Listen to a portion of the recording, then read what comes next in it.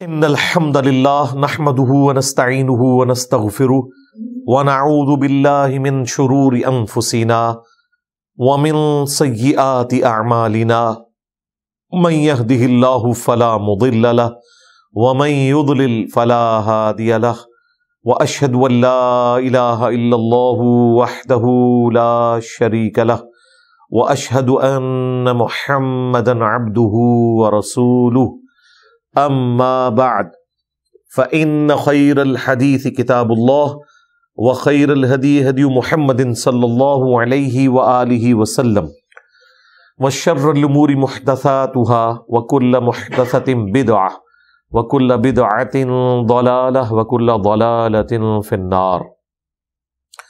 أعوذ بالله السميع العليم من الشيطان الرجيم من همزه ونفخه ونفثه. بسم الله الرحمن الرحيم. رب اشرح لي صدري ويسر لي أمري واحلل عقدة من لساني يفقهوا قولي. بسم الله الرحمن الرحيم. إن الله وملائكته يصلون على النبي يا أيها الذين آمنوا صلوا عليه وسلموا تسليما. اللهم صل على محمد وعلى آل محمد كما صليت على إبراهيم وعلى آل إبراهيم إنك حميد مجيد. اللهم بارك على محمد وعلى آل محمد كما باركت على إبراهيم وعلى آل إبراهيم إنك حميد مجيد. اللهم ربنا آتنا في الدنيا حسنة وفي الآخرة حسنة وقنا عذاب النار. ربنا آتنا من لدنك رحمة وهيئ لنا من أمرنا رشدا. لا إله إلا أنت سبحانك إني كنت من الظالمين. حسبنا الله ونعم الوكيل. يا حي يا قيوم برحمتك أستغيث ولا حول ولا قوة إلا بالله العلي العظيم. آمین. سورۃ الحجر کی آیت نمبر 26 سے آنورڈ سٹارٹ لیں گے. قصہ آدم اور ابلیس آ رہا ہے.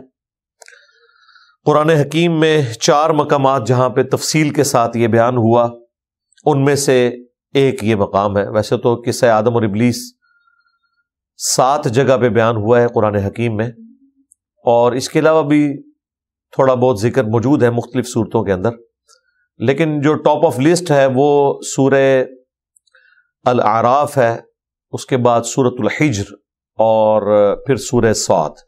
باقی صورتوں میں اتنی تفصیل کے ساتھ نہیں آیا. کچھ الفاظ ایسے ہیں جو صرف اس صورت کے اندر آئے ہیں. کچھ چیزیں بھی اس حوالے سے ایکسپلور میں انشاءاللہ کروں گا آج کی گفتگو کے اندر. اعوذ باللہ من الشیطان الرجیم. بسم اللہ الرحمن الرحیم. وَلَقَدْ خَلَقْنَا الْإِنسَانَ مِنْ صَلْصَالٍ مِّنْ حَمَإٍ مَسْنُونٍ. اور بے شک ہم نے انسان کو پیدا کیا کھنکھناتی ہوئی مٹی سے جو پہلے سیاہ بدبودار گارا تھی.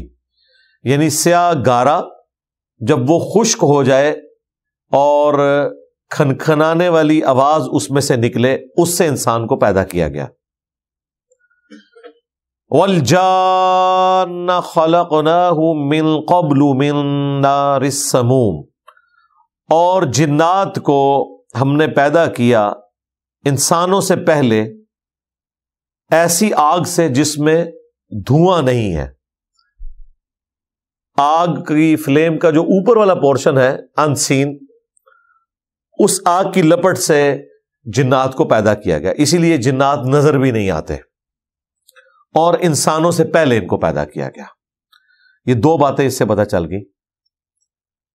اسی کو سپورٹیو ایک حدیث ہے صحیح مسلم میں، نبی صلی اللہ علیہ وآلہ وسلم نے فرمایا کہ اللہ تعالیٰ نے انسان کو مٹی سے، جنات کو آگ سے، اور فرشتوں کو نور سے پیدا کیا. فرشتوں کا نور سے پیدا ہونا، یہاں نور سے مراد نور مخلوق ہے. اللہ کے لیے بھی آیا اللہ نور السماوات والارض. اللہ کا جو نور ہے، جو اس کا حجاب ہے، وہ بھی نور ہے، اللہ بھی نور ہے جیسا کہ اس کی شان کے لائق ہے، وہ نور مخلوق کا نور نہیں ہے، بلکہ وہ خالق کا نور ہے۔ الفاظ ایک جیسے ہیں، اس کی وجہ سے بعض اوقات لوگوں کے دماغ میں اس طرح کی بات آ جاتی ہے۔ وہ تو الفاظ کا چناؤ تو لٹریچر کی زبان میں سمجھانے کے لیے، اللہ کا ہاتھ، اللہ کی آنکھیں، یہ سارے قرآن میں الفاظ ہیں، لیکن یہ سمجھانے کے لیے، ان کی کیفیت ہمیں نہیں پتا۔ لیس کمثلہ شیء وہو السمیع البصیر، اللہ کی مثل کوئی شے نہیں ہو سکتی، اور وہی سننے والا اور دیکھنے والا ہے۔ وَإِذْ قَالَ رَبُّكَ لِلْمَلَائِكَةِ، اور یاد کرو وہ وقت جب تمہارے رب نے فرشتوں سے فرمایا، انی خالق بشرا من صلصال من حمأ مسنون، بے شک میں تخلیق کرنے والا ہوں بشر کو، انسان کو، ایسی کھنکھناتی ہوئی مٹی سے جو پہلے بدبودار سیاہ گارا تھی۔ فَإِذَا سَوَّيْتُهُ، پس جب میں اسے سنوار لوں، وَنَفَخْتُ فِيهِ مِن رُوحِي، اور اس میں اپنی روح ڈال دوں، اپنی طرف سے روح، یہ من سے، فرام، یہاں روح سے مراد اللہ کی روح نہیں، یعنی اللہ کی پیدا کردہ مخلوق روح، جو عیسیٰ ابن مریم کے بارے میں بھی آیا، روح من، عیسیٰ ابن مریم اللہ کی طرف سے روح ہے، لیکن وہ خاص روح، ویسے تو ہم بھی اللہ کی طرف سے روح ہیں، لیکن عیسیٰ ابن مریم اس لیے خاص روح ہیں کہ ان کا باپ نہیں تھا، وہ ماں سے پیدا ہوئے، اور یہ ایک بہت ایکسٹراڈنری واقعہ ہے، فزیکل فینومینا آف نیچر کو توڑنے والا، اس لیے انہیں روح اللہ کہا گیا، ورنہ روح اللہ تو سب ہی ہیں۔ یہاں دیکھ لیں آدم علیہ السلام کے بارے میں بھی آیا، وَنَفَخْتُ فِيهِ مِن رُوحِي، اپنی طرف سے اس میں جب میں روح پھونک دوں، فَقَعُوا لَهُ سَاجِدِينَ، تو پھر تم سب کے سب سجدے میں گر پڑنا۔ فَسَجَدَ الْمَلَائِكَةُ كُلُّهُمْ أَجْمَعُونَ، پس سب کے سب فرشتے اکٹھے سجدے میں گر گئے، الا ابلیس، سوائے ابلیس کے۔ ابلیس کہتے ہیں وہ جو حسد کرنے والا ہے، جیلس ہونے والا۔ ابا، اس نے انکار کیا، ان یکون مع الساجدین، کہ وہ سجدہ کرنے والوں میں شامل ہو، وہ انکاری ہو گیا۔ اچھا، اب بڑی حیران کن بات ہے جو اکثر ملحدین کی طرف سے بھی اٹھائی گئی قرآن حکیم کے حوالے سے۔ وہ کہتے ہیں دیکھیں قرآن حکیم میں جب بھی قصہ آدم اور ابلیس بیان ہوا تو سٹارٹ اسی بات سے ہوتا ہے کہ اللہ تعالیٰ نے فرشتوں کو حکم دیا کہ جب میں آدم کو پیدا کروں تو تم نے سجدے میں گرنا ہے، اور دوسری طرف اللہ تعالیٰ قرآن میں فرماتا ہے کہ فرشتے اللہ تعالیٰ کے حکم کی نافرمانی نہیں کرتے، اور تیسری طرف یہ بات ہو رہی ہے کہ ابلیس سجدہ کرنے سے ہی انکاری ہو گیا۔ تو اس کا آپٹیمل سولوشن کیا ہے؟ کیونکہ اگر آپ یہ کہتے ہیں کہ فرشتے نافرمانی نہیں کرتے تو ابلیس نے تو کر دی، اور اگر آپ کہتے ہیں کہ ابلیس کو حکم ہوا تھا اس اعتبار سے، یعنی یہ وہ اٹھاتے ہیں کہ ابلیس کو بھی حکم تھا، فرشتوں میں وہ شامل ہو گیا اس اعتبار سے کہ اللہ تعالیٰ نے فرشتوں کو حکم دیا، تو یہ الٹیمیٹ نتیجہ ہے کہ ابلیس بھی ایک فرشتہ تھا، کیونکہ ذکر یہ ہوا ہے کہ اللہ نے فرشتوں کو حکم دیا، تو اس میں امپلائڈ ہے کہ ابلیس فرشتہ ہے۔ تو اگر وہ فرشتہ ہے تو پھر اس نے انکار کیوں کیا؟ تو اس کا جواب یہ ہے کہ یہ دونوں باتیں سمجھنے میں غلطی لگی ہے جب تک کہ ہم قرآن حکیم کے باقی مقامات کو نہیں دیکھیں گے۔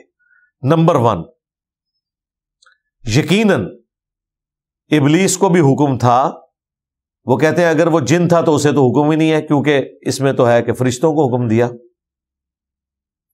حکم میں وہ شامل ہے کیونکہ عربی میں تغلیب کا قاعدہ استعمال ہوتا ہے۔ ایک کلاس میں اگر 50 میل اسٹوڈنٹ ہیں اور ایک فیمیل ہے، اور کلاس ریپریزنٹیٹو کہتا ہے نا بوائز اسٹینڈ اپ، تو اس کا یہ مطلب نہیں ہے کہ لڑکی نے کھڑا نہیں ہونا، تغلیب کا قاعدہ استعمال ہوتا ہے۔ اور پورے قرآن میں آپ دیکھیں اکثر جو باتیں ہیں وہ مردوں کے سیغوں میں بیان ہوئی ہیں، عورتوں کے لیے بھی وہ حکم ہے۔ تو یہاں پہ بھی اگرچہ حکم فرشتوں کو تھا، لیکن شیطان جو جن تھا وہ بھی فرشتوں کے حکم میں اس اعتبار سے داخل تھا کہ وہ ان کی کمیونٹی میں اٹھتا بیٹھتا تھا، لیکن نافرمانی اس نے اس لیے کی کہ وہ فرشتہ نہیں تھا بلکہ جن تھا۔ اس کا ثبوت سورۃ الکہف میں آیا، کان من الجن ففسق عن امر ربی، وہ جنوں میں سے تھا اس لیے اس نے اپنے رب کی نافرمانی کی۔ قرآن میں ایک مقام ہے جہاں پہ یہ ذکر آیا ہے کہ چونکہ وہ جنوں میں سے تھا اس لیے نافرمان ہوا، باقی آپ 6 جگہ پڑھ دیکھیں آپ کو نہیں پتا چلے گا۔ ملحدین کا مقدمہ آپ کو مضبوط نظر آئے گا، کیونکہ سورۃ البقرہ میں آیا فرشتوں کو حکم ہوا سجدہ کرو، سارے گر پڑے سوائے ابلیس کے۔ تو اس سے تو یہی لگتا ہے کہ ابلیس بھی ایک فرشتہ تھا، اور یہ ایسا فرشتہ تھا جو نافرمانی بھی کر بیٹھا۔ تو قرآن کا دوسرا حکم ٹوٹ گیا کہ فرشتے تو نافرمانی نہیں کرتے۔ ہم کہتے ہیں نہیں وہ جن تھا، وہ کہتے ہیں اس میں تو نہیں لکھا ہوا جن ہے۔ ہم کہتے ہیں سورۃ الرعد پڑھ کے دیکھیں، وہ کہتے ہیں اس میں بھی نہیں لکھا ہوا جن ہے، بالکل نہیں لکھا ہوا۔ یہاں پہ بھی نہیں، سورۃ الحجر میں بھی نہیں آیا کہ وہ جن ہے، سورہ بنی اسرائیل میں بھی نہیں آیا کہ وہ جن ہے، سورہ طٰہٰ میں، سورہ صاد میں ایک جگہ آیا، سورۃ الکہف کی آیت نمبر 50، کان من الجن ففسق عن امر ربی۔ اگر سورۃ الکہف نہ ہو تو ہم قرآن کے اس مقدمے کو ڈیفینڈ نہیں کر سکتے، اگرچہ 6 جگہ موجود ہے لیکن وہ ان اٹینڈڈ ہے۔ لہذا یہ بھی ضروری نہیں ہوتا کہ آپ نے ہر بات کو ہر دفعہ ریپیٹ کرنا ہوتا ہے، پورے مقدمے کو سمجھنا ہوتا ہے۔ یہ نہیں ہے کہ آپ نے اللہ کا کلپ کاٹ لینا ہے بیچ میں سے کہ جی یہاں دیکھیں بالکل واضح حکم ہے کہ ہم نے فرشتوں سے کہا وَإِذْ قَالَ رَبُّكَ لِلْمَلَائِكَةِ، فرشتوں سے کہا کہ میں مٹی سے انسان بنانے والا ہوں، جب بنا چکوں اس میں روح پھونک دوں، تم نے سجدے میں گر پڑنا ہے، سارے گر پڑے سوائے ابلیس کے۔ تو پھر ہم بتائیں گے یہ تغلیب کا قاعدہ ہے، ابلیس جنوں میں سے تھا لیکن چونکہ ان کے ساتھ اٹھتا بیٹھتا تھا اس لیے وہ اس حکم میں شامل تھا، نافرمانی اس لیے کر بیٹھا کہ وہ جنوں میں سے تھا۔ اس سے اگلی بات وہ یہ ہے کہ اگر پھر بھی اگر کوئی نہیں مانتا تو دیکھ لیں آگے اللہ تعالیٰ نے مزید کلیریفائی کر دیا کہ ایسا نہیں ہوا کہ جن کو پتہ ہی نہیں چلا کہ مجھے حکم بھی تھا کہ نہیں، کیونکہ یہ لوگ کہتے ہیں نا وہ تو اس کو حکم ہی نہیں تھا تو اس نے کیوں سجدہ کرنا تھا۔ ایک طرف کہتے ہیں نافرمانی کر دی، دوسری طرف کہتے ہیں کہ اسے تو حکم ہی نہیں تھا، حکم تو فرشتوں کا تھا۔ تو یہاں پہ اللہ تعالیٰ نے اس سے پھر کاؤنٹر کوشچن کیا، قال یا ابلیس، اللہ تعالیٰ نے فرمایا اے ابلیس، ما لک الا تکون مع الساجدین، تجھے کیا ہوا کہ تو سجدہ گزاروں میں شامل نہیں ہوا۔ اچھا یہ یاد رکھیے گا یہ سجدہ تعظیمی ہے، یہ سجدہ عبادت نہیں ہے، اور سجدہ تعظیمی اگلی امتوں میں غیر اللہ کے لیے حلال تھا، جائز تھا۔ فرشتوں نے آدم علیہ السلام کو کیا، یوسف علیہ السلام کو ان کے بھائیوں نے، ان کے ماں باپ نے کیا، لیکن اس امت میں سجدہ تعظیمی حرام ہو چکا ہے حدیث کی روح سے۔ جو لوگ حجیت حدیث کے قائل نہیں ہیں نا، ان کے لیے بہت بڑا یہ علمی امتحان ہے۔ انہیں کہیں گے قرآن میں تو انسان کا انسان کو سجدہ تعظیمی کرنا، فرشتوں کا انسان کو سجدہ تعظیمی کرنا یہ ثابت ہے، تم بتاؤ۔ جو ذرا ہٹ دھرم قسم کے لوگ ہیں وہ پھر ضد میں آگے کہتے ہیں جی ہم تو قائل ہیں انسان کا انسان کو سجدہ ہو سکتا ہے، اور جو ذرا علمی لوگ ہیں وہ کہتے ہیں کہ اگرچہ قرآن میں نہیں لیکن یہ سنت سے ثابت ہے۔ ہم کہتے ہیں بس یہ سنت اور حدیث یہ ذریعہ ہے، کیونکہ قرآن حکیم تو اس حوالے سے خاموش ہے۔ اگرچہ قرآن پاک میں اشارتاً ذکر ہے لیکن کوئی ناسخ و منسوخ اس حوالے سے نہیں آیا ہوا۔ قرآن حکیم میں ذکر ہے کہ سجدہ کرو اس ذات کو جس نے سورج اور چاند کو پیدا کیا، سورج اور چاند کو سجدہ نہ کرو۔ اس سے آپ زیادہ سے زیادہ یہ ثابت کر سکتے ہیں کہ سورج اور چاند کو سجدہ نہیں کرنا، لیکن خود یہ والا سجدہ تو رپورٹ ہوا ہے، اور دوسرا وہ تو مکی صورت میں ہے، یہ تو مدنی صورتوں میں آیا ہوا ہے۔ ناسخ و منسوخ والے چکر میں بھی یہ والی چیز کا کیا کریں گے آپ؟ الٹیمیٹلی آپ کو یہ ماننا پڑے گا کہ سنت کے بغیر قرآن حکیم کی جو تفسیر والا معاملہ ہے وہ آپ نہیں کر سکتے. سنت کو ماننا قرآن کو ہی ماننا ہے، جس میں سجدہ تعظیمی کی حرمت شامل ہے، جو ابو داؤد میں ابن ماجہ میں آئی کہ اگر میں سجدہ جائز سمجھتا تو بیویوں سے کہتا کہ اپنے خاوندوں کو سجدہ کرے اس حق کے سبب جو اللہ تعالیٰ نے ان کو دیا ہے. تو یہ سجدہ تعظیمی تھا جو اس امت میں حرام ہو چکا ہے، اگلی امتوں میں جائز تھا. اس لیے کوئی اس کی پلی نہیں لے سکتا کہ وہ کوئی شخص اپنے پیر کے آگے جھکے اور کہے کہ جی وہ فرشتوں نے بھی تو آدم علیہ السلام کو سجدہ کیا تھا. اس امت میں یہ سجدہ تعظیمی حرام ہو چکا ہوا ہے. قال لم اکن لاسجد لبشر خلقته من صلصال من حمأ مسنون. اب دیکھیں، جب اللہ تعالیٰ نے اس سے پوچھا کہ کس چیز نے تجھے منع کیا کہ تو سجدہ گزاروں میں شامل نہیں ہوا، تو اب اس نے یہ نہیں کہا کہ مجھے تو حکم ہی نہیں تھا، میں تو جن ہوں اور آپ نے تو فرشتوں کو کہا تھا، اسے پتا تھا مجھے حکم ہے، لہذا وہ سوال تو ان کا ختم ہو گیا جو یہ اعتراض کرتے تھے قرآن پہ. تو وہ کہنے لگا کہ میں کبھی اس کو سجدہ نہیں کروں گا جو بشر ہے جسے تو نے پیدا کیا کھنکھناتی ہوئی مٹی سے، جو پہلے بدبودار سیاہ گارا تھی. بس یہاں پہ تو صرف اتنا ذکر ہے، لیکن باقی جگہوں پہ سورۃ الاعراف میں، سورہ صاد میں یہ ذکر آیا کہ میں اس سے بہتر ہوں، تو نے مجھے آگ سے پیدا کیا اور اسے مٹی سے. اب یہ جملہ یہاں پہ مسنگ ہے. دیکھیں نا، یہ جملہ اگر آپ یہاں ہوتا تو ہمیں پوری بات سمجھ آتی، لیکن وہ جملہ دوسری جگہ ہے، لہذا یہاں سے بھی کلپ کاٹا جا سکتا تھا، لیکن کلپ نہیں کاٹ سکتا کیونکہ دوسری صورت کے اندر موجود ہے کہ یہ بات اس طریقے سے پیچز میں جڑتی ہے. اس حوالے سے جو اللہ تعالیٰ نے میرے اوپر ایک حق واضح کیا، ٹروتھ ریویل کیا، وہ یہ کہ جو لوگ یہ اعتراض کرتے ہیں نا کہ صحابہ کرام جب احادیث روایت کرتے ہیں، بخاری میں کچھ حصہ ملتا ہے، کچھ مسلم میں ملتا ہے، کچھ ابو داؤد سے آپ اٹھاتے ہیں، ایک صحابی حدیث کو کسی اور طریقے سے بیان کرتا ہے، دوسرا کسی اور طریقے سے بیان کرتا ہے، لہذا اتھینٹسٹی ہی حدیث کی ختم ہو جاتی ہے، الفاظ ہی نہیں ملتے جلتے. ہم کہتے ہیں بالمفہوم، اور اگر آپ پوری گفتگو کو سم اپ کریں تو ایک پکچر آپ کے سامنے آ جاتی ہے. وہ کہتے ہیں نہیں، یہ راویوں کے الفاظ کے اختلاف کیوں ہے؟ نبی علیہ السلام کی تو ایک مجلس تھی تو الفاظ ایک جیسے ہونے چاہیے تھے، لاجیکلی تو وزن ہے. تو مجھے بتائیں، یہ قصہ آدم اور ابلیس بھی تو ایک ہی دفعہ ہوا ہے نا، یہ تو نہیں ہے کہ اللہ تعالیٰ کی اور ابلیس کی کئی دفعہ گفتگو ہوئی ہے. تو اس میں بھی لاجیکلی 7 دفعہ اگر قصہ آدم اور ابلیس ہے، 7 دفعہ 100% ایک ہی الفاظ ہونے چاہیے تھے، لیکن ایسا نہیں ہے. صورتوں کے وزن میں ان الفاظ کو بٹھایا گیا ہے، الفاظ بھی مختلف ہیں، مفہوم ایک ہے، لیکن اس میں بھی جو نیٹی گریٹیز ہے نا، وہ کسی ایک صورت سے آپ اٹھا ہی نہیں سکتے. مثلا اس میں مسنگ ہے، اس میں تو صرف اتنا ہے کہ میں اس کو سجدہ نہیں کروں گا جس کو تو نے مٹی سے بنایا، لیکن جو دوسرا جملہ ہے کہ میں اس سے بہتر ہوں، انا خیر من خلقتنی من نار، تو نے مجھے آگ سے پیدا کیا اور اسے پیدا کیا مٹی سے، یہ جملے یہاں پہ مسنگ ہے، وہ دوسری جگہ پہ موجود ہے. تو ہم سارے جملوں کو ایک جگہ جمع کر کے ایک پکچر کھینچتے ہیں. تو اگر قرآن میں یہ ہو رہا ہے جو باللفظ محفوظ ہے، تو احادیث میں اگر اس طرح الفاظ کا اختلاف آئے تو وہ بھی ہم نے اسے ٹوٹیلٹی میں دیکھنا ہے. تو یہ آپ نے ایک اینٹی وینم تیار رکھنا ہے منکرین حدیث کے لیے. جب کبھی وہ کہنا کہ جی یہ تو بخاری میں یہ الفاظ تھے، مسلم میں یہ آئے، لہذا یہ جو ہے حدیث ڈاؤٹ فل ہو گئی ہے، 2 مختلف راوی 2 مختلف انداز میں بیان کر رہے ہیں، تو انہیں کہیں قصہ آدم اور ابلیس بھی 7 دفعہ آیا، مختلف الفاظ میں بیان ہوا ہے.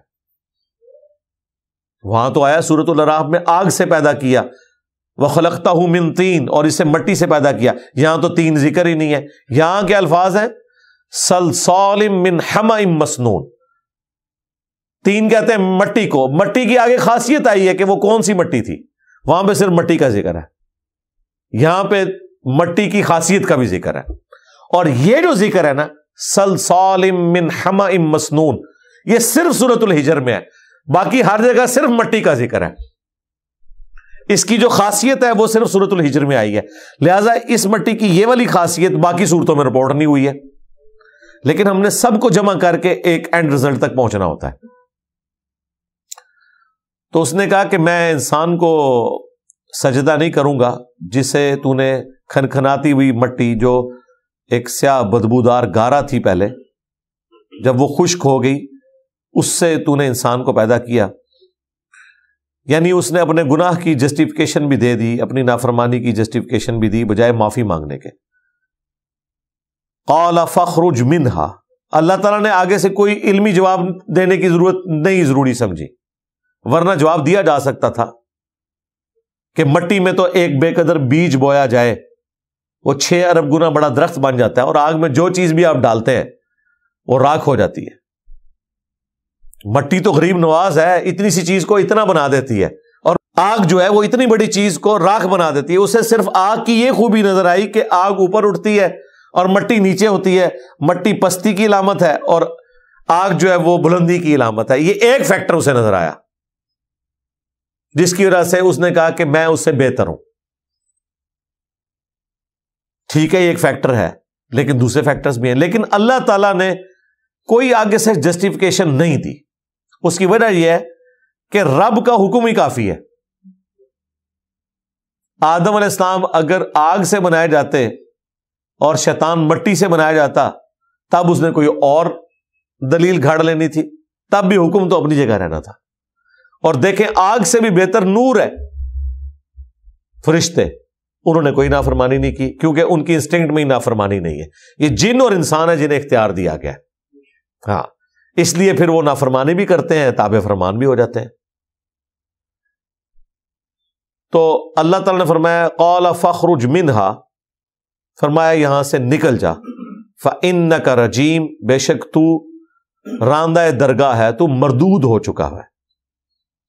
وَإِنَّ عَلَيْكَ اللَّعْنَةَ إِلَى يَوْمِ الدِّينِ، اور بے شک تجھ پر لعنت ہے قیامت کے دن تک.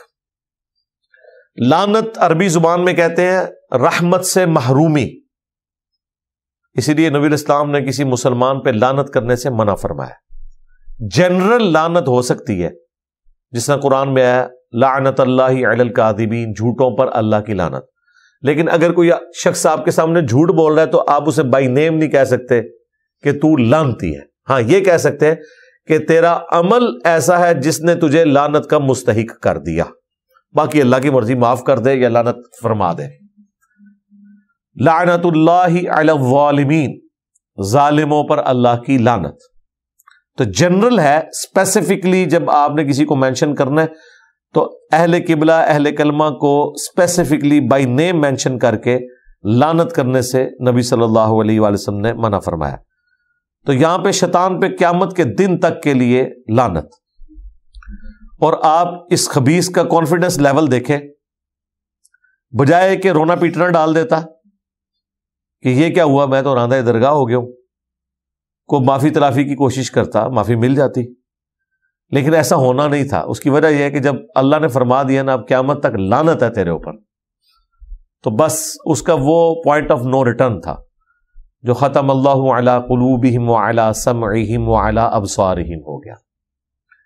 ربنا لا تزغ قلوبنا بعد اذ ہدیتنا وہب لنا من لدنک رحمہ انک انت الوہاب. آمین.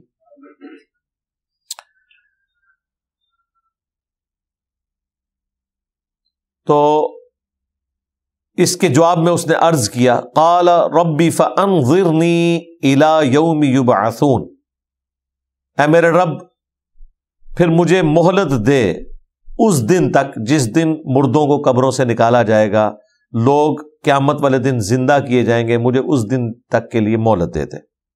دیکھ لیں رب مان رہے، وہ اللہ کا انکاری نہیں ہوا، اللہ کو مان رہا ہے، اللہ کی نہیں مان رہا. بس یہ دیکھ لیں جو کہتے ہیں نا جی ہم اللہ پر ایمان لائیں، انہیں کہے کہ اللہ پہ تو ایمان لایا ہوا ہے شیطان بھی، انکاری تو کوئی نہیں ہوا. رب کہہ رہا ہے اللہ کی ماننے سے انکاری ہوا ہے. تو لہٰذا اگر کوئی کلمہ گو ہے اور وہ یہ سمجھتا ہے کہ اللہ کو ماننا کافی ہے تو اسے کہیں کہ یہ تو شیطان نے بھی کر لیا تھا، تو نے آدم کی اولاد بننا ہے. آدمی کون ہوتا ہے؟ جو آدم والا کام کرے.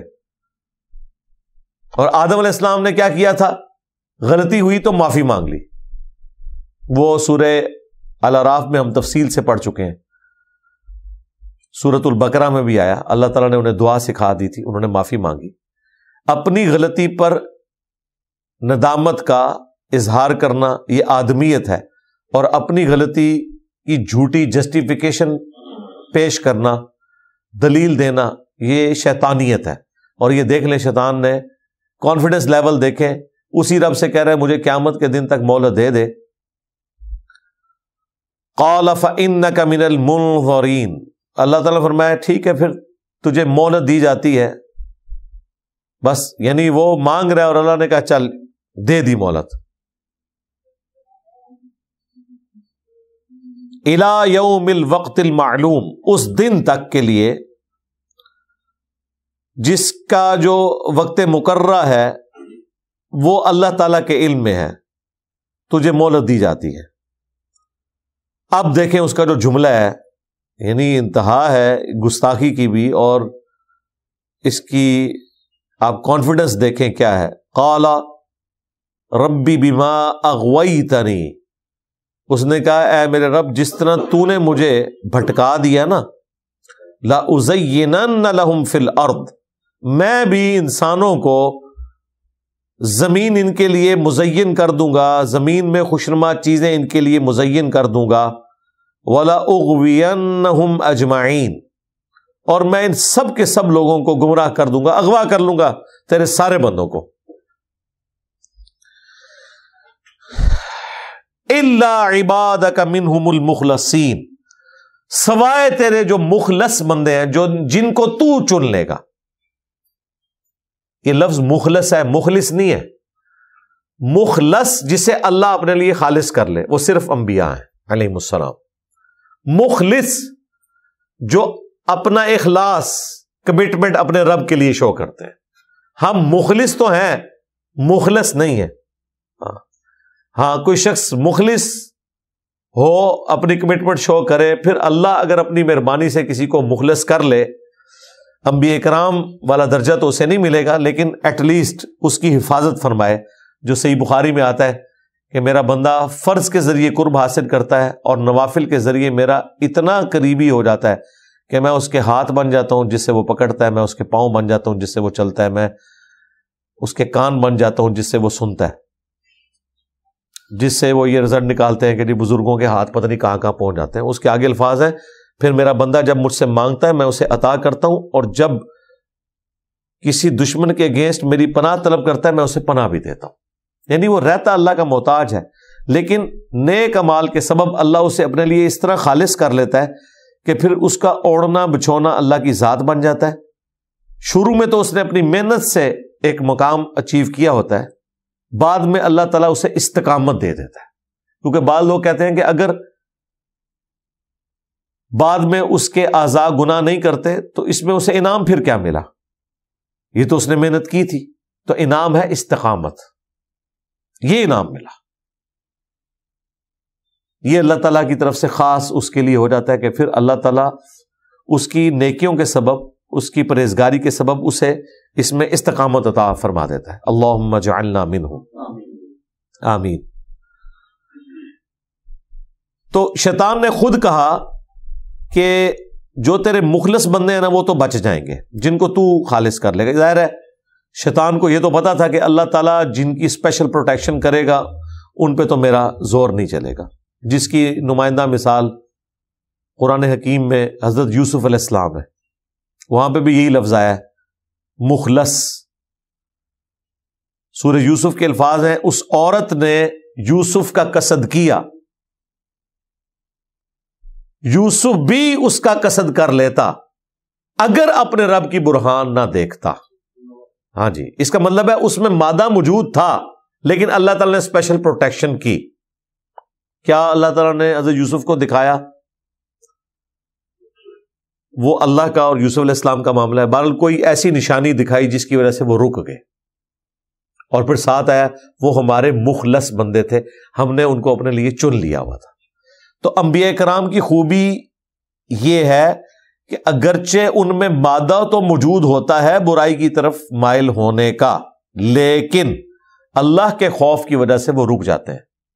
فرشتے برائی کی طرف مائل ہی نہیں ہو سکتے, ان میں وہ اٹریکشن ہے ہی نہیں ہے گناہ کی. انسان اور جن دو مخلوقات ہیں.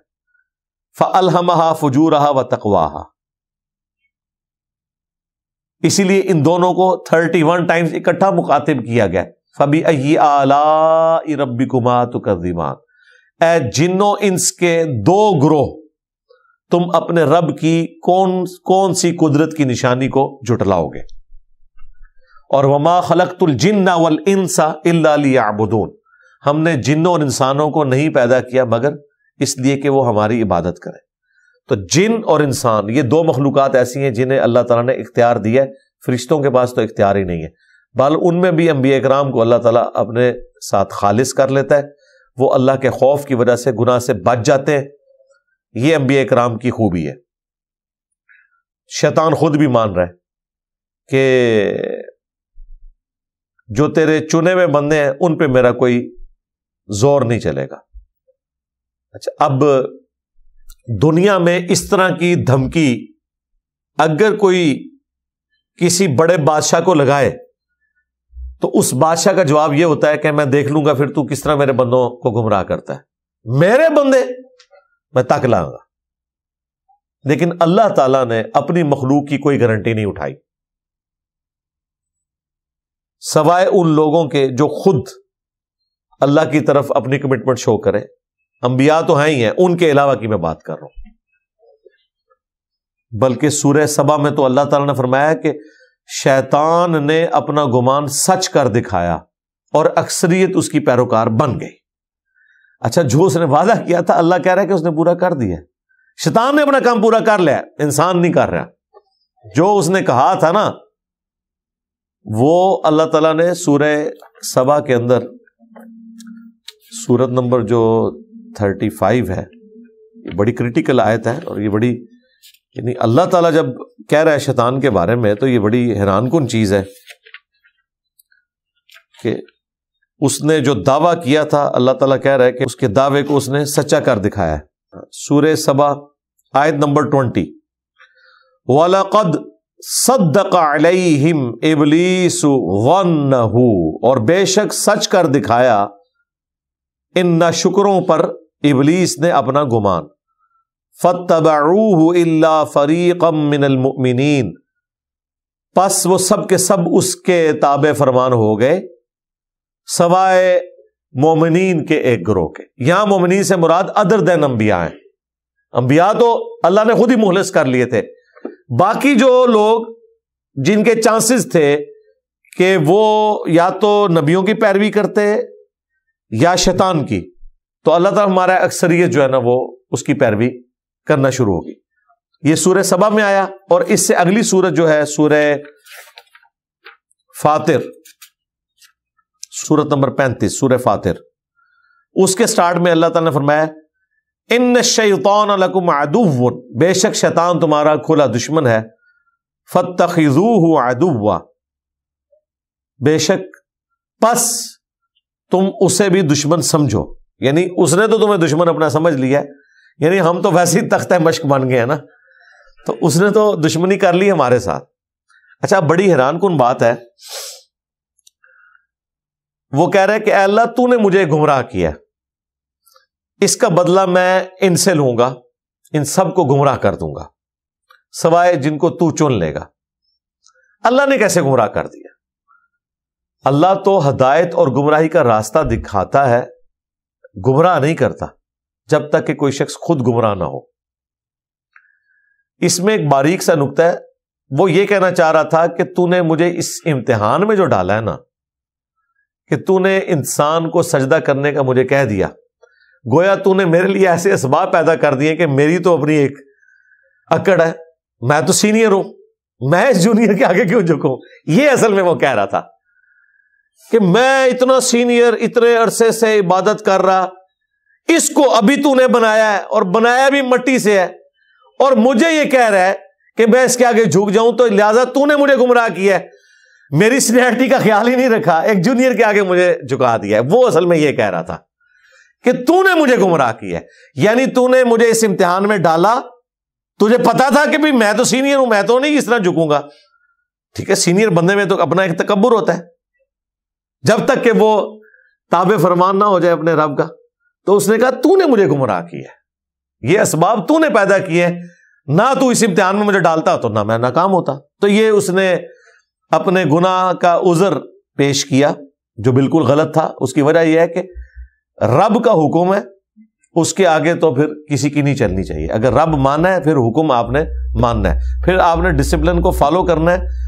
اور یہ صرف اللہ اور مخلوق کا معاملہ نہیں ہے.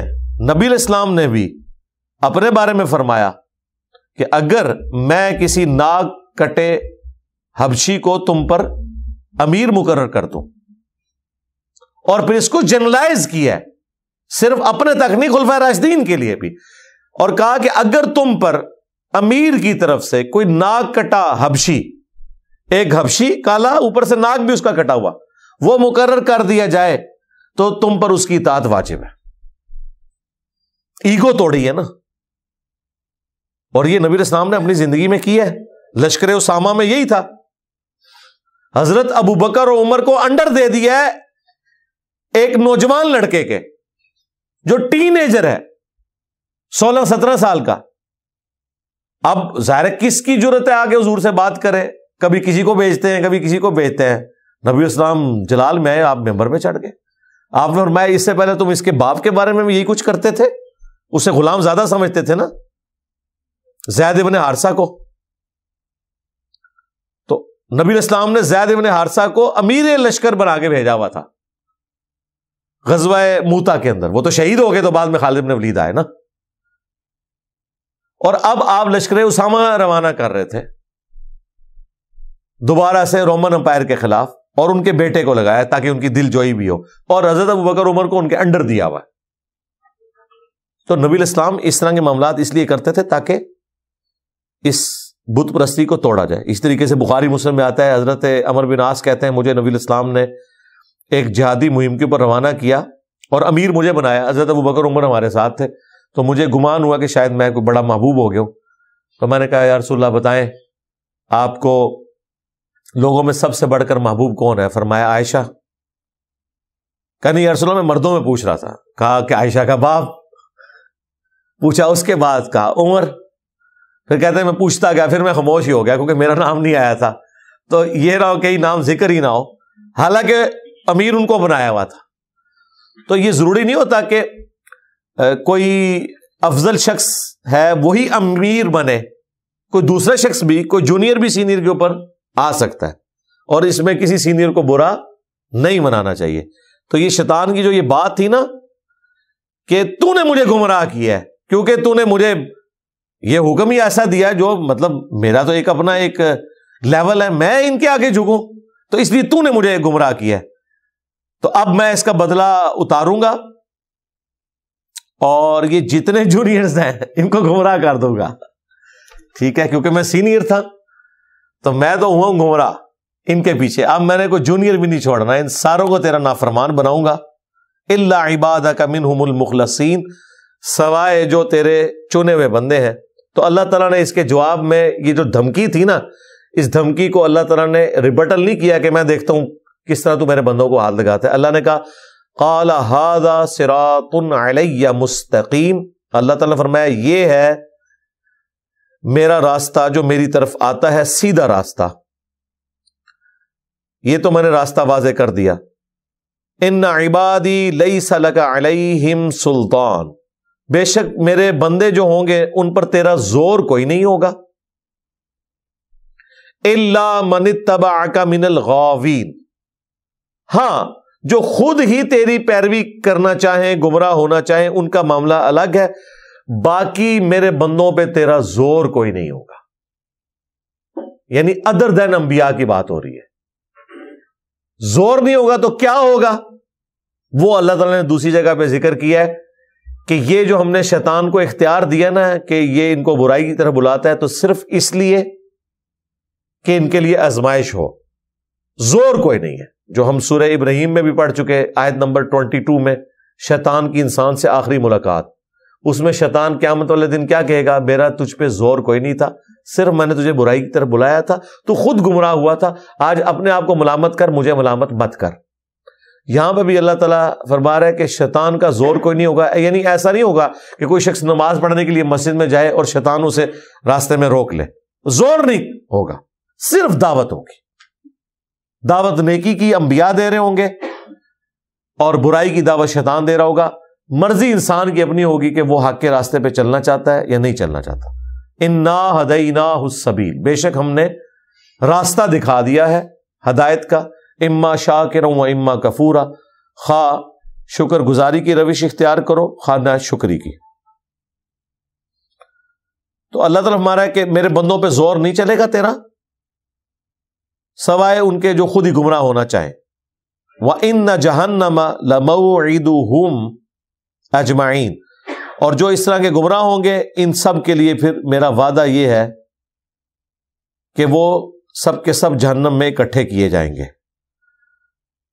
اللہم اجرنا من النار، یہاں پر بجائے اس کے کہ اللہ تعالیٰ نے کہا کہ شیطان تو کر کے دیکھ میں پھر حفاظت کیسے کرتا ہوں اپنے بندوں کی، کوئی گارنٹی نہیں لی، کیونکہ اگر گارنٹی لے لیتا تو امتحان ہی ختم ہو جاتا۔ جنت ہے اس لیے کہ اس امتحان سے آپ نے گزرنا ہے، لیکن بیلنس کیا ہے۔ صحیح مسلم میں حدیث ہے، ہر انسان کے ساتھ ایک فرشتہ اور ایک جن شیطان اٹیچ ہے۔ فرشتہ اسے اچھائی کی طرف بلاتا ہے اور شیطان اسے برائی کی طرف۔ ایک صحابی نے جرت کر کے پوچھ لیا، یا رسول اللہ آپ کے ساتھ بھی؟ فرمایا ہاں میرے ساتھ بھی تھا، لیکن اللہ نے اسے مطیع کر دیا، میرے ساتھ جو شیطان اٹیچ ہے وہ اب تابع فرمان ہے، وہ مسلم ہے، وہ مجھے اچھائی کی طرف ہی بلاتا ہے۔ نبی علیہ السلام کے علاوہ کسی بھی شخص کے لیے یہ گارنٹی نہیں۔ باقی اللہ تعالیٰ کسی کو ایک پروٹوکول دے اس کی محنت کے سبب تو وہ گناہوں سے محفوظ ہو جائے، لیکن جو عصمت والا معاملہ ہے وہ صرف انبیاء کے ساتھ خاص ہے۔ تو ایسے لوگوں کا ٹھکانہ ہوگا پھر جہنم، لہا سبعۃ ابواب، جس کے ہے 7 دروازے۔ لے جی، قرآن کا یہ مقام کلیئر کر رہا ہے کہ جہنم کے 7 دروازے ہیں۔ جنت کے 8 دروازے ہیں، اس کا ذکر آیا ہے بخاری اور مسلم کے اندر کہ جنت کے 8 دروازے ہیں، باقاعدہ ان کے نام آئے ہیں۔ اور صحیح مسلم میں تو بڑی مشہور حدیث ہے کہ جو وضو کے بعد ایک دفعہ پڑھ لے، اشہد ان لا الہ الا اللہ وحدہ لا شریک لہ واشہد ان محمدا عبدہ ورسولہ، تو جنت کے 8 دروازے اس کے لیے کھول دیے جاتے ہیں، جس دروازے سے چاہے وہ داخل ہو، یعنی ایک پروٹوکول کے طور پر۔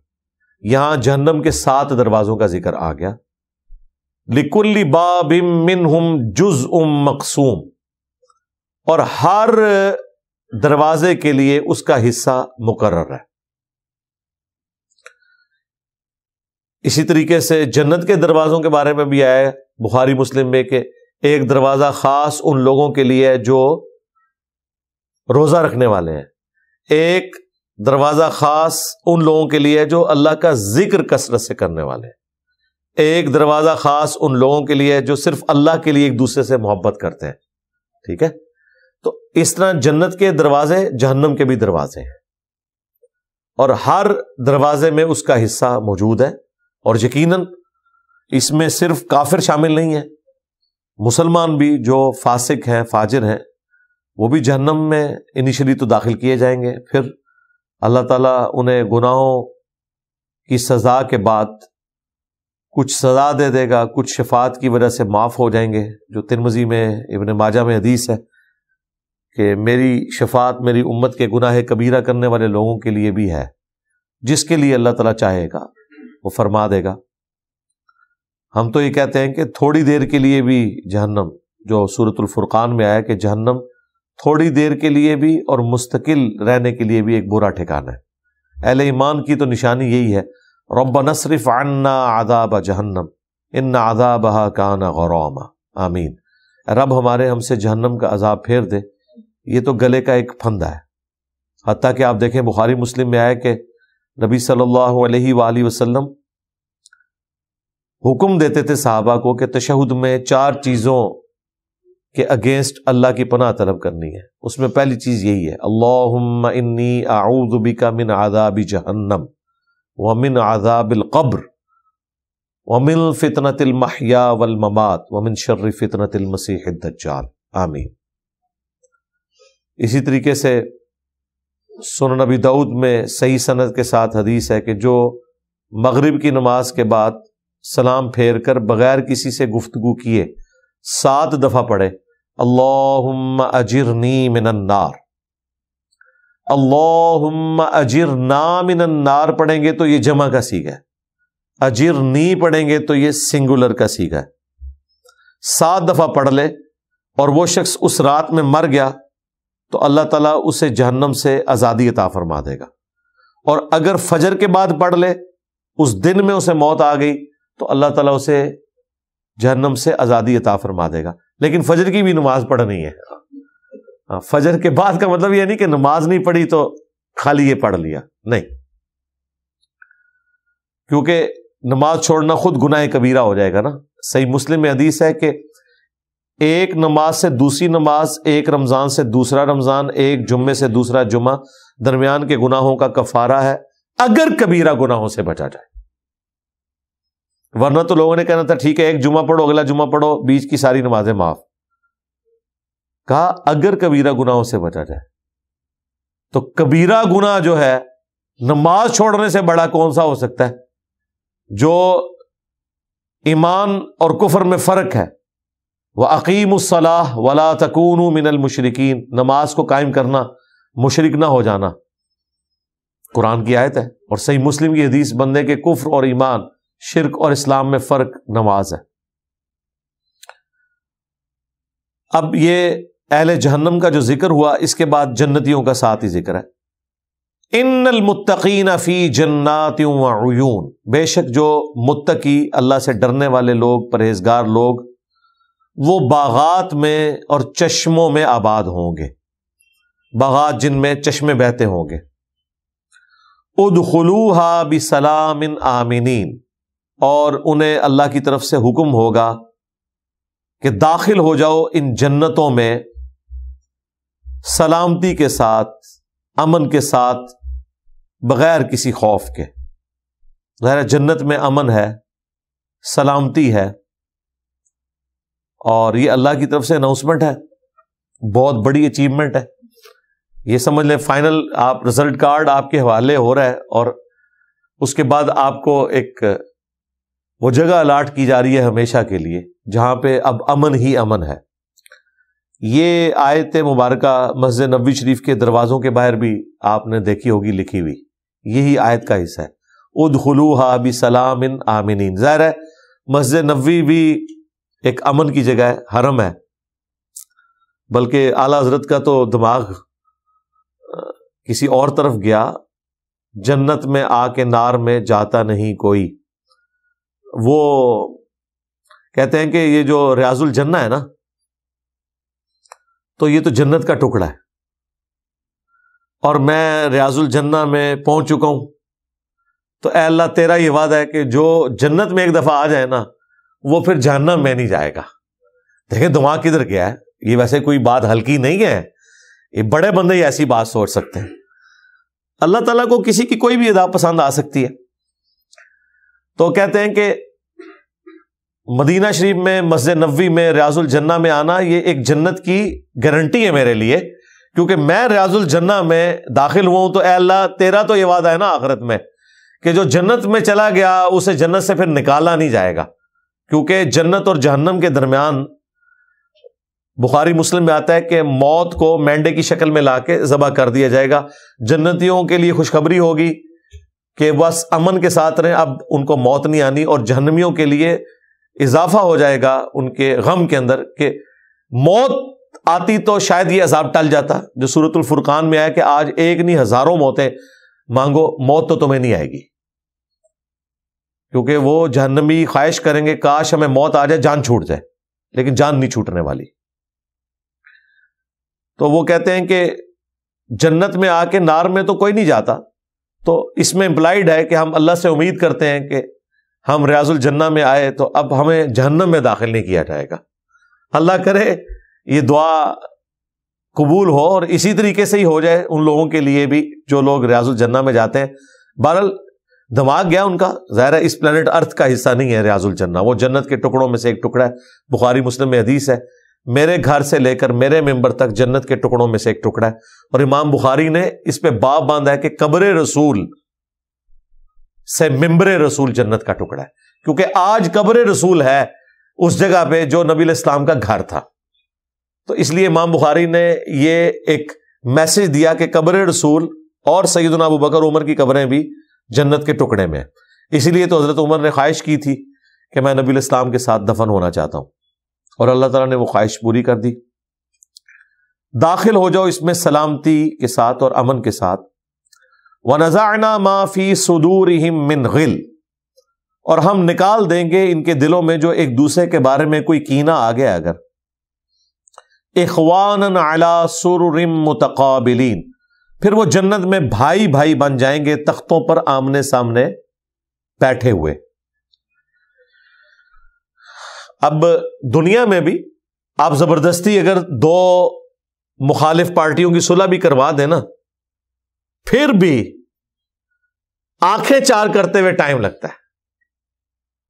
اب دنیا میں ظاہر ہے کہ جن لوگوں کی اہل ایمان کی آپس میں کوئی رنجش تھی اور وہ نہیں نکل سکی، انسان خود تو اپنے دل سے نہیں نکال سکتا، اللہ ہی نکال سکتا ہے، تو اللہ تعالیٰ فرمایا دنیا میں اگر اہل ایمان تھے اور آپس میں کوئی ان کی ایسی رنجش تھی، دونوں جنت میں پہنچ گئے، اب جنت میں تو غم نہیں ہے، تو جنت میں داخل کرنے سے پہلے ہی ہم زبردستی ان کے دل سے کینہ نکال دیں گے، جنت میں جا کے انہیں یاد بھی نہیں ہوگا کہ ہماری دنیا میں کوئی اس طرح کی چیز تھی، یعنی یہ کیفیت تو اللہ ہی طاری کر سکتا ہے نا، کہ ہمیشہ کے لیے آپ کے دماغ سے اس چیز کو نکال دے۔ تو یہی وہ آیت ہے سورۃ الحجر کی آیت نمبر 47، جس کے کانٹیکسٹ میں وہ حدیث ہے فضائل صحابہ احمد بن حنبل کی کتاب میں اور المصنف ابن ابی شیبہ کے اندر، جب حضرت طلحہ کا بیٹا مولا علی کو ملنے آیا، اب ظاہر ہے حضرت طلحہ جو ہے وہ جنگ جمل میں حضرت علی کے مخالفین میں سے تھے، شہید ہو گئے، اگرچہ وہ جنگ چھوڑ گئے، لیکن مروان نے، المستدرک للحاکم میں آتا ہے، مروان نے ان کے گھٹنے میں تیر مارا کہ بھئی یہ اگر جنگ چھوڑ گیا تو ہم تو جنگ ہار جائیں گے، لایا خود ساتھ تھا، خود مار دیا، اور پھر کہا آج میں نے عثمان کے قاتل سے بدلہ لے لیا۔ اچھا ان کو پتا تھا کہ انیشلی حضرت عثمان کے مخالفین کون تھے، حضرت طلحہ، زبیر، حضرت عائشہ، ان کی پالیسیز کی وجہ سے، عمار بن یاسر بھی تھے، لیکن یہ لوگ بھی تھے، لیکن یہ حیران کن بات ہے کہ بعد میں حضرت علی کے خلاف جو خروج ہوا اس میں ان لوگوں نے شروع میں تو بیعت کی، بعد میں مکے چلے گئے، وہاں سے حضرت عائشہ کو بھی اپنے ساتھ لے آئے، اور بعد میں حضرت عائشہ پھر روتی نہیں، ہو پہ جو کتے بھونکے، وہ تفصیلی حدیث مسند احمد میں موجود ہے۔ بہرحال مولا علی نے جب حضرت طلحہ کے بیٹے کو دیکھا تو دل جوئی فرمائی اس کی، اور کہا میں اللہ سے امید کرتا ہوں کہ یہ سورہ الحجر کی جو آیت ہے وَنَزَعْنَا مَا فِي صُدُورِهِم مِّنْ غِلٍّ، یہ میرے عثمان بن عفان، طلحہ اور زبیر کے بارے میں ہے کہ اگر ہمارے دل میں ایک دوسرے کے بارے میں کوئی ایسی بات آ گئی ہے، اللہ تعالیٰ ہمارے دلوں سے اس کو نکال دے گا، اور قیامت والے دن ہم آمنے سامنے ہوں گے۔ یہ اس بات کا ثبوت ہے کہ حضرت علی رضی اللہ تعالیٰ عنہ حضرت طلحہ اور زبیر کو جنتی مانتے تھے۔ یہ تو حضرت طلحہ کے بارے میں ہے، ان کا جب بیٹا آیا تو یہاں تو حضرت طلحہ، زبیر، حضرت عثمان تینوں کا ذکر کیا۔ حضرت زبیر کے بارے میں تو الگ سے وہ حاکم کے اندر حدیث موجود ہے کہ جب ابن جرموز نے آ کے بتایا کہ میں نے قتل کر دیا ہے، تو مولا علی نے کہا کہ صفیہ کے بیٹے کے قاتل کو جہنم کی بشارت دے دو، کیونکہ میں نے حضور سے سنا تھا کہ ہر نبی کا کوئی حواری ہوتا ہے اور میرا حواری زبیر ہے، تو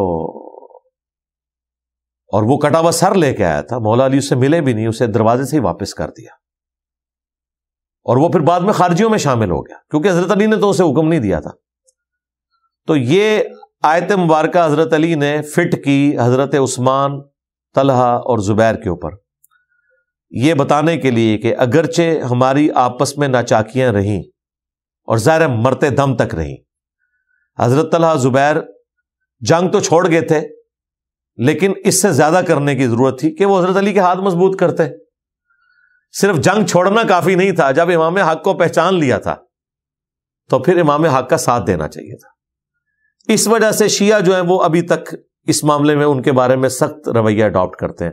ہم کہتے ہیں آپ کی 50% بات درست ہے, امام وقت کا ساتھ دینا چاہیے تھا, لیکن دوسری طرف دیکھو دونوں کو شہادت سے گزرنا پڑا, اور شہادت سے بڑی کوئی تکلیف نہیں ہو سکتی جو انسان کی غلطیوں کا کفارہ بنے, تو یقیناً بن گئی. پلس مولا علی نے جب کہہ دیا کہ قیامت والے دن اللہ تعالیٰ یہ ریزالو کر دے گا اور غل ہمارے دلوں سے ایک دوسرے کے بارے میں نکال دے گا, تو اب اس کے بعد کوئی گنجائش نہیں رہتی. ہمارے استاد ڈاکٹر اسرار صاحب جب انہی آیات کے اوپر پہنچے تو انہوں نے زبردستی حضرت معاویہ کا نام بھی اس میں شامل کر دیا, اس لیے کہ انہیں احادیث کے معاملے میں وہ کہتے تھے میں امی ہوں. بعض لوگ ان کی طرف سے وکالت کرتے ہیں کہ وہ انہوں نے اجتہاداً ذکر کیا ہے. یہاں تو اجتہاد کی گنجائش ہی نہیں ہے. اس کی وجہ یہ ہے اجتہاد تو وہاں ہوتا ہے نا جہاں پہ آپ کو سپورٹو کوئی صحابی کا قول حدیث نہ ملے. ہم تو امید کرتے ہیں کہ تمام کلمہ گو اہل قبلہ انشاءاللہ جنت میں جائیں گے الٹیمیٹلی ایک نہ ایک دن, لیکن یہ زبردستی فضیلت اس چکر میں ڈالنا, کیونکہ مولا علی نے امیر شام کے بارے میں ان کا رویہ سخت رہا ہمیشہ, کیونکہ وہ اپنے معاملات میں ہمیشہ دوسری طرف کھڑے رہے. اسی لیے مصنف ابن ابی شیبہ میں آتا ہے کہ مولا علی نے ان پہ قنوت نازلہ پڑھی, اللہم علیک بمعاویہ واشیاہ. حتیٰ کہ جب مقتولین صفین کے بارے میں پوچھا گیا, مصنف ابن ابی شیبہ میں آتا ہے, تو انہوں نے کہا میں اللہ سے امید کرتا ہوں کہ جو صفین میں میرے خلاف آئے وہ بھی انشاءاللہ جنت میں چلے جائیں گے. پھر قیامت کے دن مقدمہ اللہ کی بارگاہ میں میرے اور معاویہ کے درمیان طے پائے گا. تو میرا خیال ہے قیامت کا انتظار کریں. البتہ جو ایک صحابیت والا ایک ریگارڈ دینا ہے کسی شخص کو نبی علیہ السلام کی نسبت کی وجہ سے, وہ بالکل دینا چاہیے.